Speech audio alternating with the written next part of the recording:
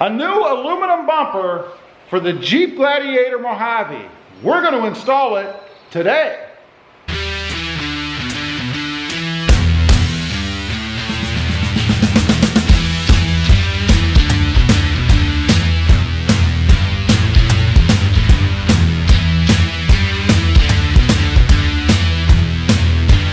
Well, good morning everybody. How are you today?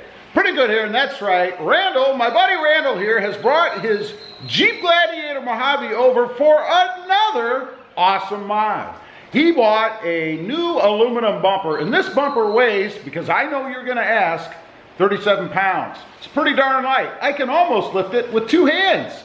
Anyway, it comes from a company called RockHard 4x4. You guys can see right there. It does have the RockHard insignia here in the front, which I really like this. You can put a winch on this. You can put some shackles on it. Set up for fog lights. Got the awesome bar across the top. All kinds of cool stuff about this. And I gotta say, at first look, love this finish. It's a nice kind of textured finish, unlike just the brush stuff that always comes scratched. No scratches on this or anything that I can see anyway. So I think it looks pretty darn good. So what we're gonna do, we're going to pull the front bumper off of the Mojave here. And that should be pretty simple to do. I've done it, I don't know, 4 times already. So hopefully I have some idea of what I'm doing anyway. And then we're gonna show you guys how to put this on. Hopefully everything fits nice and snugly and square the way it's supposed to. From the quality look of that bumper so far, I can't imagine that we'll have any issues with that. But let's get the Mojave up in the air and we'll get started. First step is going to be to remove this little cover piece in here. Some folks call this a closeout. I guess I'd call it a closeout. Just a couple of pins, pulls right out of there, gives you good access underneath, and if nothing else, a little bit more light and keeps it out of the way so you don't damage it while you're messing with the new bumper.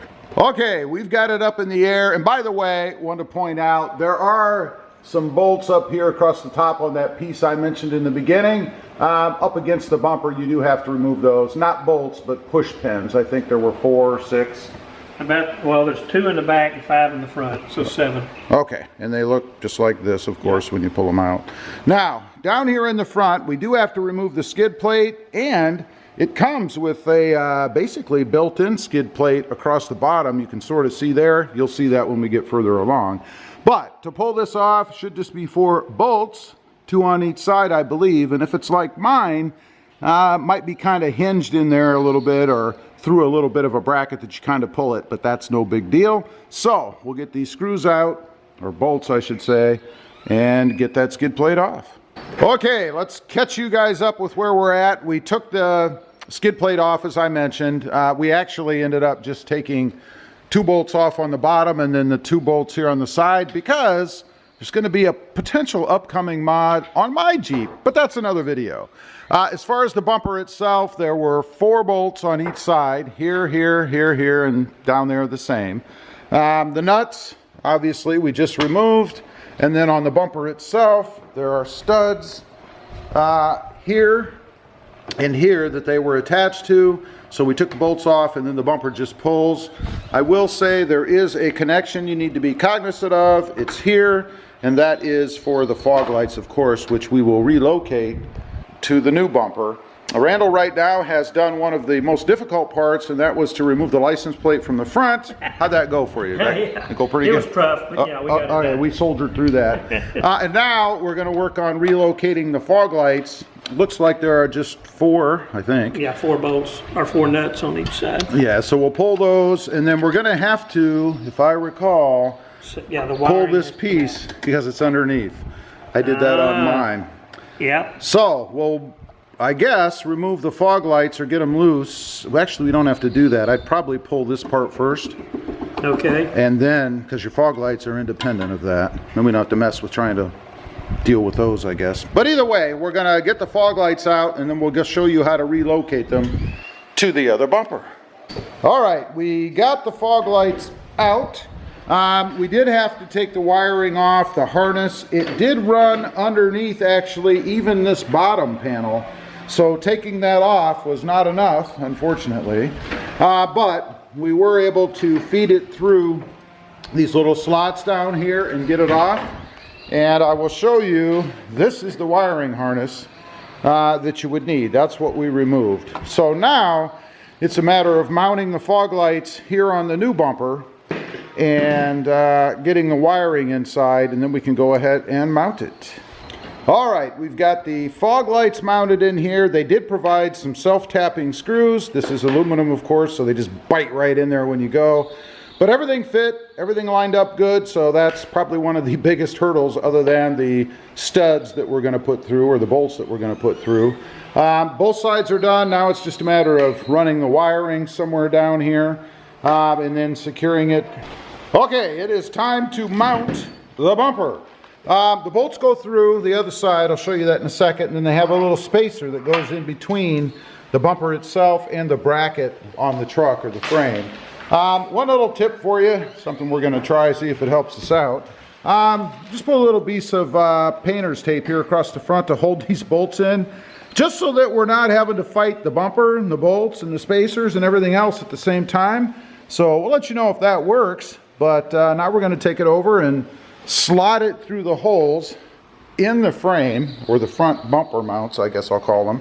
And they're, of course, right here. Again, 4 bolts are going to go in. We did go ahead and mount the wiring harness just briefly under here to each side. We'll see how that works. Don't think we'll have to change that, but we should be good. Let's get the bumper. Gravity is not my friend. I thought it was, but it's not. Okay, as you saw, we brought the bumper over to put it up, and we had a little issue with one of the holes on each side. You can see Randall, he's kind of trying to ream that left top hole on the passenger side, and it'll be the right top hole on the driver's side. There's a bracket behind here that is just a little bit tight. So we're just going to ream the hole a little bit to accommodate the bolt.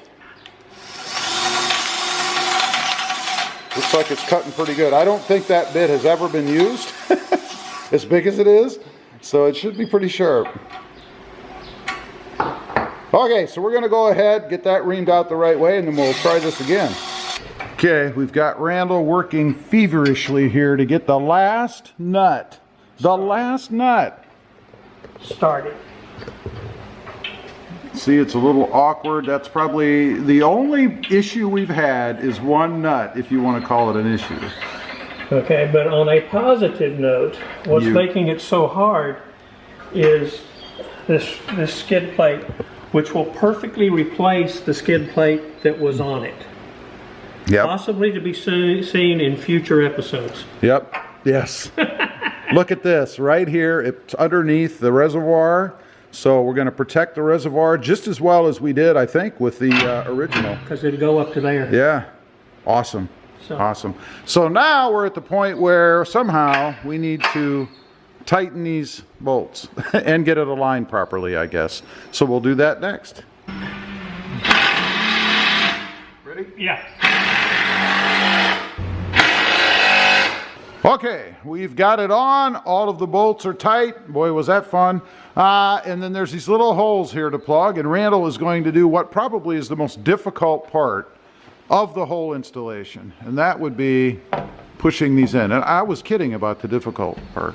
Well, they've got little They're wings ribbed on them, and so they won't just fall out. Right. For anybody that's curious, these holes are, if you're using a high lift jack, it gives you a place to put the jack. It's a jack point.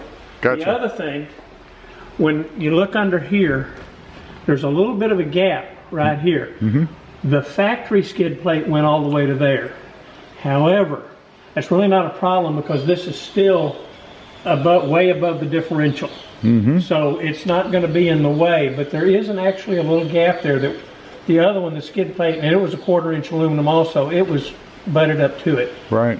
So, but yeah. Pretty slick. I actually like that, and I like that it covers more, I think, than the factory did in protecting these reservoirs under here. So you don't have to worry about screwing with the factory skid plate or losing protection for the reservoirs. And if you don't have the Mojave skid plate, just take the little piece of steel off, throw it away, and you're still golden. Yeah. Even if you don't have the reservoirs, it's still going to give you, it's going to help protect this linkage. Yep. Steering linkage. Cool. So just the license plate next, and I think... And we didn't show it, but this one does not come with drilled holes for your license plate. So yesterday I measured half dozen times and put 2 holes, and then it comes with sheet metal screws or to drill into plastic like on most front bumpers. So these are just 1/4 inch stove bolts. Gotcha. But I also went in and wrapped up around the part that's going through the bumper with just a real 1 layer, literally, of electrical tape, so that the steel's not in contact with aluminum. That doesn't end well. Right. But it must be semi-okay because that's what they use here. Right. Okay, so just a plate, and then he has something else to dress up the front a little bit. We'll get to that too. We are done. Let's take a look. Came out really well, and it took us about, what? 2 hours. 2 hours to do this, so not too bad. You can see where the lights are mounted, and I like the treatment of the lights. Kind of recessed back in here in this, well, aluminum, I guess. It does have, or Randall did put some shackles on it, and of course, they're orange to match the orange accents and stuff on the truck. Really sets it off. Replace the orange hooks. That's right. Orange hooks.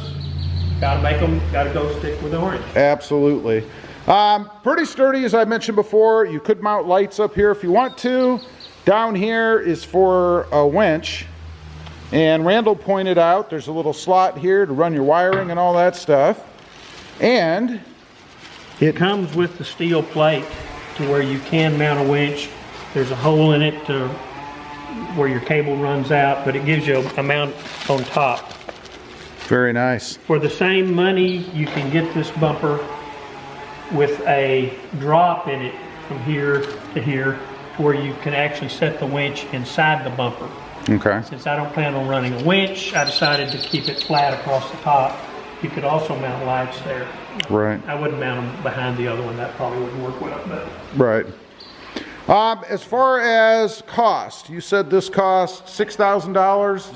This one costs $1,400 plus sales tax. So you're looking at $1,500. Is it for everybody? No. But this bumper weighs 37 pounds, which is about the weight of the plastic and stamp steel that came off. It didn't change anything for the springs. You know, when I put on the steps, I went the cheapest I could find. Less so on this. This is a fairly high-end bumper. But, and you can save $200 and get it made out of steel. But then it weighs 137 pounds wow. instead of 37. Heck of a difference. It's a lot more massive. They make them stubby. They do all that other kind of thing too if you don't want the stubby. I want something to kind of protect this fender. Right. If I'm in brush or something, these things aren't attached all that well.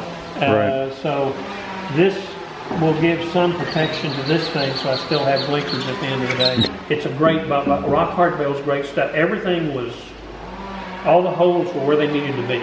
Right. There were, I mean, we didn't have to, you know, we had a hole on the Jeep that was too small, but the other 3 on each side was fine. Right. So that was the Jeep thing, but we fixed that.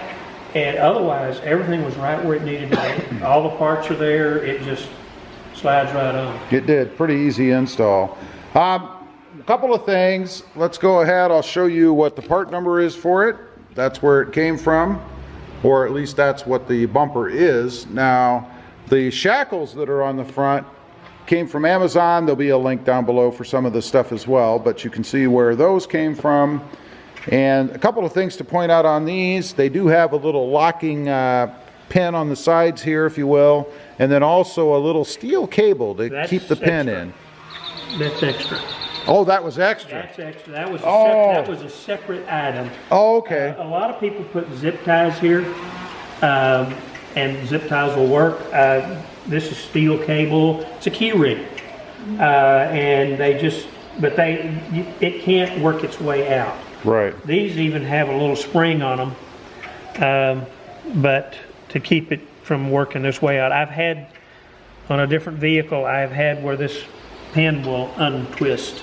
Right. And just be kind of hanging, which is not good. You can lose them that way. One other thing on here that I think is pretty cool, I've never seen this, he did get a little silicone, what do you want to call it, frame? It's just a license plate. The license plate fits inside of it. It's a solid silicone back. And it just lifts, but it covers the edges. Right. Looks pretty slick. I think that's pretty sharp. All right, so that's it. That's the install. That's the bumper. We always have to ask Randall, what do you think? I like the way it looks. It looks the way I wanted it to look, so I'm happy with that. And yeah, it was worth the investment. Cool. All right, there it is. Leave a comment down below. Let us know what you think. Are you digging it? Would you pay that kind of money for this bumper? You get what you pay for. Let me know. I'd be curious. Also, real quick, if you're interested, I have 2 other channels. The first is Rob Motive, all about my 2020 Toyota Tacoma. And the second is Rob Motive Civic, about my experiences with the Honda Civic Type R and the Honda Civic Sport Hatch. Check them out, and if you're interested, why wouldn't you subscribe? Don't forget to click that notification bell so that you don't miss out on any upcoming videos. And do me a favor, smash that subscribe button on the way out. Thanks for watching. Stay safe out there. Bye.